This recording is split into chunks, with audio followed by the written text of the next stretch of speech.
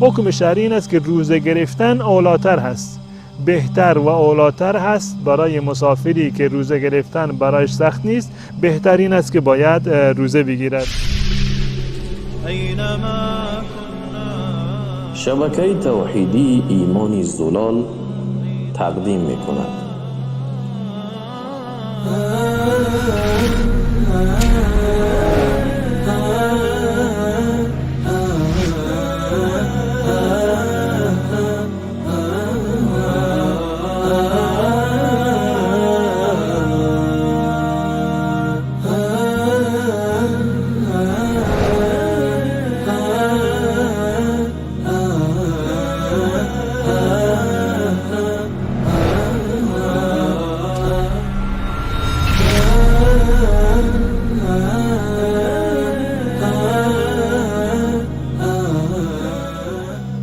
الحمد لله رب العالمين والصلاة والسلام على نبینا محمد و علی آله و صحبه اجمعین. بینندگان عزیز و ارجمند، السلام علیکم و رحمت الله و برکاته. در دو جلسه قبل حکم انواع بیماری را خدمت شما بیان کردم که انسانهای بیمار که نمیتوانند روزه بگیرند حکمشون چی هست. در جلسه امروز انشاءالله میپردازیم به بیان حکم روزه کسانی که در سفر هستند. حکم مسافر در ماه مبارک رمضان، آیا روزه بگیرد بهتر هست یا اینکه روزه نگیرد؟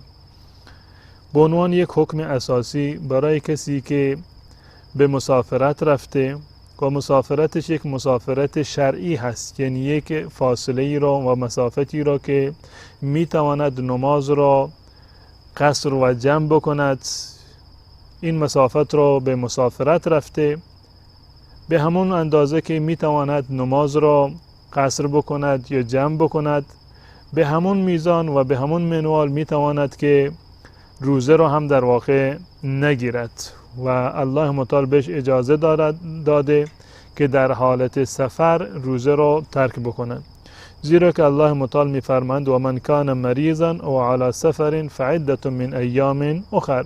اونهایی که بیمار هستند یا در مسافرت هستند میتوانند روزه را رها بکنند، ترک بکنند، منتها بعد از این که این عذرشون زائل شد، بعد از این که بیمار بهبودی یافت و مسافر به شهر و خانه خودش رسید، باید اون روزه ها را قضایی بیاورند و روزهشون رو باید بگیرند.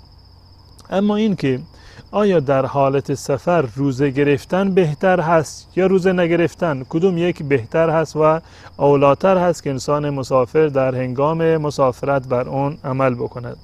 این برمیگرده به این که وضعیت و حالت این مسافر به چه صورتی هست.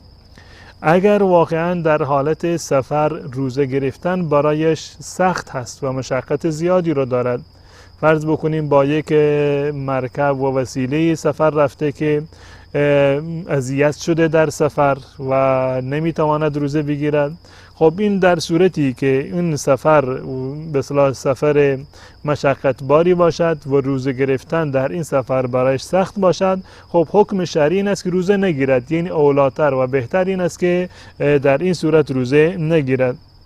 در روایت اومده که حضرت جابر رضی الله تعالی عنه میگوید که ما در یک سفری همراه رسول الله صلی الله علیه وسلم رفته بودیم و در یک جایی که اتراق کردیم دیدیم که مردم جمع شدند و چند نفر یک چادری رو نگه داشتند و یک نفر هم زیر چادر هست.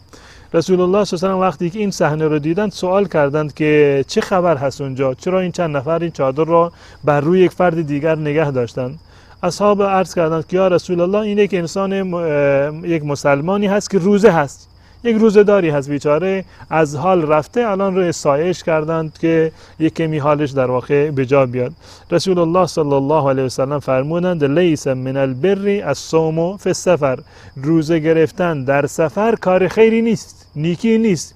یعنی زمانی که در سفر اگر انسان به خاطر روزه گرفتن به این حال و وضعیت بیفته، این دیگه جز کارهای خیر و نیک نیست. پس بنابراین اگر روزه گرفتن سخت هست، حکمش این است که انسان نباید روزه بگیرد، یا اولاتر و بهتر این است که چنین شخصی در این حالت روزه نگیرد. همچنین اتفاق دیگری افتاد در زمان رسول الله صلی الله علیه و سلم. حضرت انس رضی الله تعالی عنه میگوید که ما در یک سفری همراه با رسول الله صلی الله علیه و سلم بودیم، به یک جای رسیدیم، اتراق کردیم و تعدادی از ما روزه بودیم. برخی از مسلمانان روزه نبودند چون که مسافر بودند، برخی دیگر هم روزه بودند.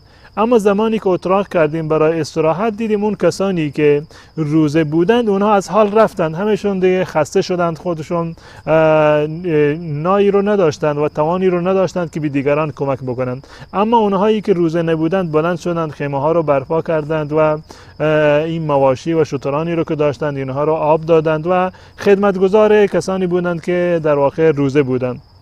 رسول الله صلی الله علیه و سلم فرمودند ذهب المفطرون بالاجر، اونهایی که روزه نبودند اجر و پاداش رو، مزد و تمام اینها بردند، زیرا که روزه نبودند و توانایی زیادی رو داشتند برای خدمتگزاری و همین تمام اون کارها را در واقع اونها کردند. یا در سفر دیگر حضرت ابو سعید خدری رضی الله تعالی عنه میگه در یک غزوه همراه رسول الله صلی الله علیه و سلم بودیم. رسول الله فرمودند که انکم مسبح العدو، شما فردا بر دشمن حمله میکنید، و الفطر اقوا لکم، و روزه نبودن برای شما بهتر هست، زیرا که در این صورت شما توان بیشتری رو دارید برای حمله کردن و مقابله با دشمن. پس در این صورت حکم اصلی در این موارد و در موارد مشابه این است که بهتر هست که چنین فردی روزه نگیرد. این در صورتی که روزه گرفتن مشقتی دارد، اما مشقت عادی هست که می شود اون رو تحمل کرد. اما صورت دیگر این است که انسان مسافر در سفر می تواند روزه بگیرد و هیچ گونه مشقتی رو برای این فرد در واقع ندارد، چون که مسافر هست. از نظر اصلی الله متعال بهش اجازه داده می تواند که روزه نباشد، اما از آنجایی که روزه گرفتن برایش مشکل نیست، مشقت چندانی رو برایش ندارد، حکم شرعی این است که روزه گرفتن اولاتر هست، بهتر و اولاتر هست برای مسافری که روزه گرفتن برایش سخت نیست. بهترین است که باید روزه بگیرد، زیرا که الله متعال در ادامه همین آیات می‌فرماید که و ان تصوموا خیر لکم، گرچه الله متعال اجازه داده به خاطر اینکه شما مسافر هستید روزه تان را بخورید، اما اگر روزه بگیرید برای شما بهتر هست، زیرا که الان که ماه مبارک رمضان هست همه مردم روزه هستند. اگر شما روزه بگیرید، روزه گرفتن براتون ساده تر هست از این که بخواید بعد از رمضان که همه مردم کسی روزه نیست الان شما تنها روزه باشید، پس بنابراین در اون زمان برای شما سخت‌تر هست. حضرت ابودرداء رضی الله تعالی عنه میگوید که ما همراه با رسول الله صلی الله علیه و سلم رفتیم در یک سفری و در این سفر هوا بسیار گرم بود. حتی بسیاری از مردم به خاطر اینکه از شدت گرما یا از شدت تشنگی دستشون را روی سر خودشون میگذاشتن از بس که هوا گرم بود. اما در این سفر کسی دیگر غیر از رسول الله و غیر از عبدالله ابن رواحه رضی الله تعالی عنه روزه نبودند. یعنی این که در این مورد میتونند اختیار دارند که روزه باشند یا روزه نباشند، اما عرض کردیم که اولاتر و بهتر بودن در این حالت که روزه گرفتن برای مسافر مشقت آور نیست و سخت نیست، بهتر و اولاتر این است که در این روزه ها روزه بگیرد. یعنی که یک صحابی اومد پیش رسول الله صلی الله علیه و سلم و سوال کرده از رسول الله صلی الله علیه و سلم که آیا من اعصوم فی السفر، آیا در سفر من روزه بگیرم؟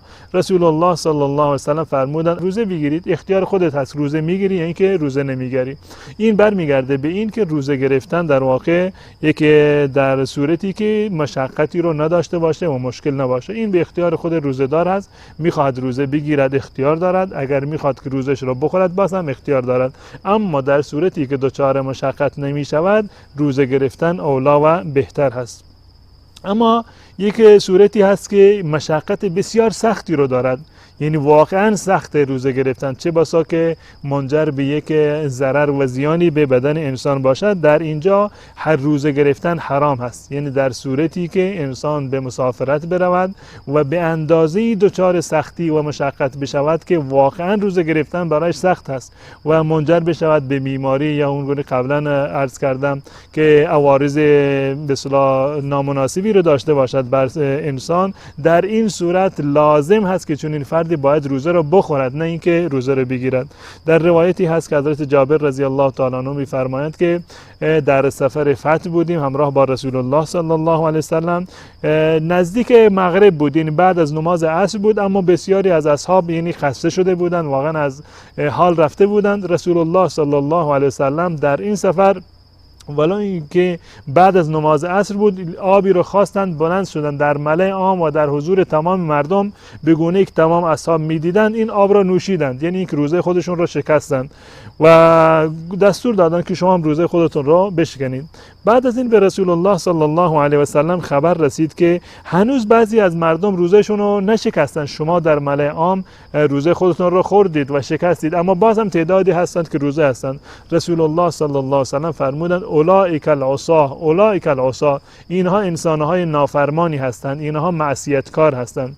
یعنی در صورتی که واقعا روزه گرفتن مشقت بار باشه، سخت باشه در حالت سفر، اولاتر و بهتر همین است که انسان به اصطلاح روزه نباشد، بلکه روزه گرفتن در چنین حالتی که به این مشقت برسد، روزه گرفتن در چنین سفری حرام هست و اون کسی که میخواهد پیرو رسول الله صلی الله علیه و سلم باشد باید در این زمینه به اون رخصت هایی که از جانب الله متعال برای ما مسلمانان تعیین شده بر اونها عمل بکنند.